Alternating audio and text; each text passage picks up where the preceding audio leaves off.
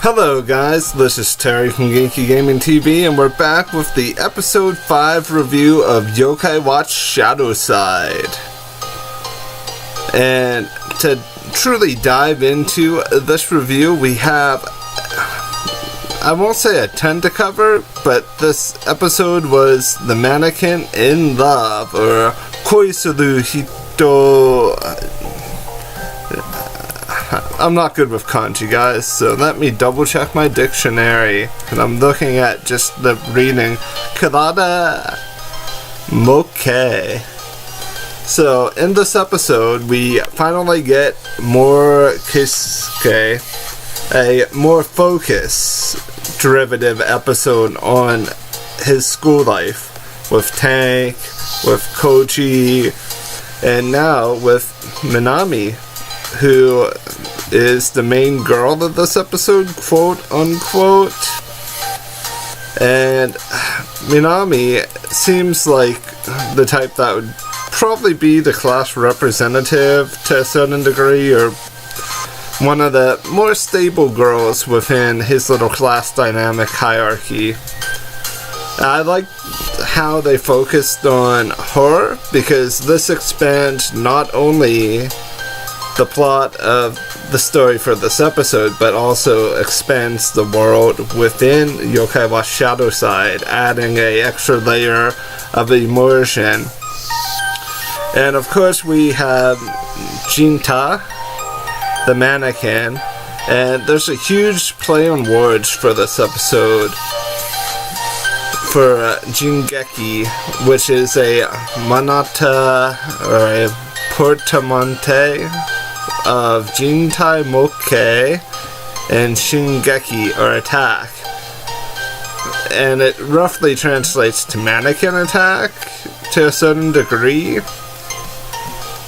with the Geki part added to the Jin part. It is a very loose Attack on Titan reference, and I really like how Tank and Koji actually played okay roles in this, that we're actually learning more about them, and the fact that Keisuke is coming around Natsumi, Toma, and Akinori a little bit easier, actually coming directly to the club without actually going there to like check on Natsumi.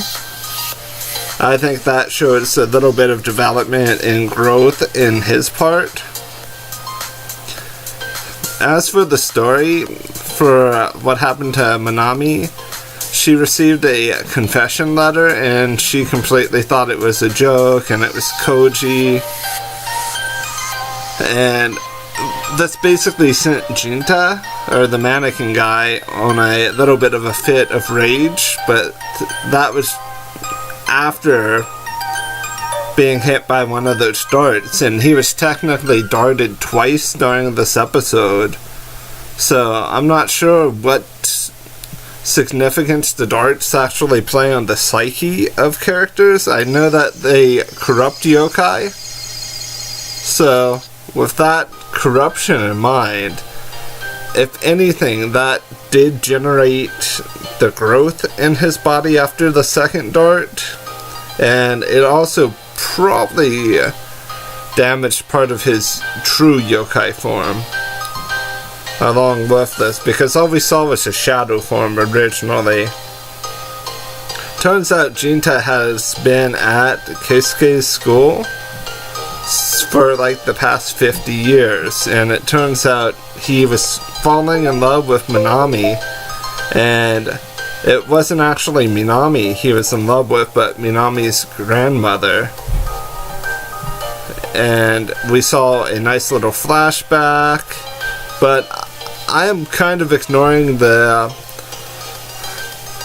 weird situation in the room here. After all of the attacks on Koji, the pots being dropped, the wax trying to make him slip. Let's go back to how they discovered it was actually the mannequin. Toma basically used one of his Ginma forms. At least that's what I'm classifying it as, the Yokai Watch. And for this particular episode, he ended up using Yoshitsune, who is lightly or slightly based off of Minato no Yoshitsune, a military leader who is considered one of the most famous samurai fighters. And his name can literally or factually be translated to righteous thoughts or righteousness. So, Toma used this form to locate the source of the evil yokai energy. And with that in mind, it wasn't Toma who directly started the fight, it was Keisuke. He summoned Bore Bancho, and they started the fight once the ShadowSide form kicked in. But seeing as Bore Bancho basically got raffle stomped, Toma stepped in again, but this time Toma became Fudo Myo, which translates to the immovable wisdom king.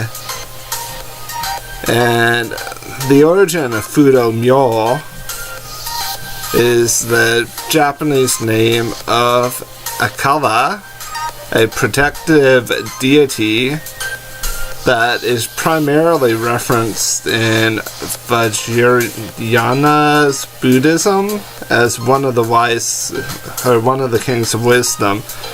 So for Toma, now I'm definitely seeing the Buddhist stylization of the Yokai Watch, that it's not exactly 100% Shinto Buddhist, but in fact multiple forms of Buddhism. Why am I failing at talking?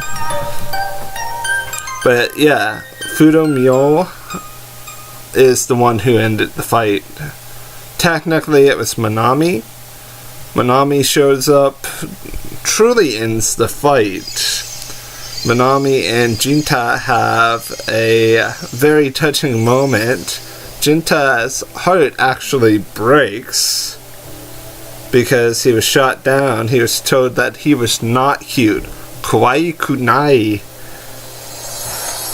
So his heart actually crumbled into pieces. Manami helped him gather the pieces after her words kind of broke them. But then she explained to him that he may be thinking about someone else. He may be thinking about her grandmother. And he came to the realization that it was her grandmother. We got a really, really nice flashback to the school 50 years in the past. I feel like flashbacks are going to play a bigger role as things go on. And after all of this goes on, Jinta's key drops, and the last part of the episode, basically what happens is Jinta is in our detective agency place. Akinori walks in and he says he's in disguise, or incognito is what I would call it. I feel like this episode was really good. I would recommend watching it just for the character development of Keisuke. I feel like his character development is spot on with how they have things set out pace-wise. I feel like this ShadowSide series could possibly be anywhere between 30 episodes and 50, depending upon if they're going to do season breaks.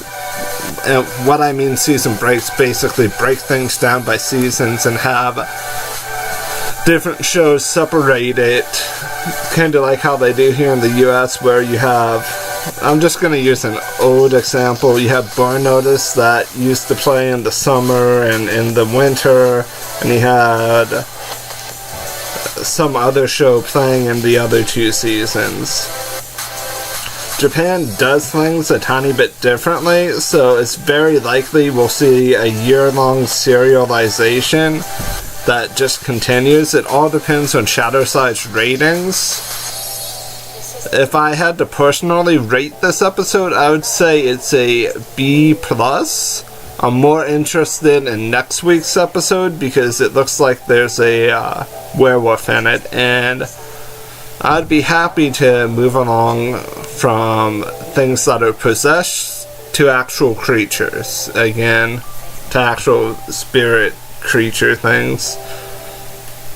But I feel like we learned a lot this episode, to the point that there's going to be a lot of growth. Over probably the next 3 or 4 episodes, we're going to still get a lot more character development. So with that in mind, I hope you guys are ready to stick out this ride with me. If you're enjoying the content, please subscribe.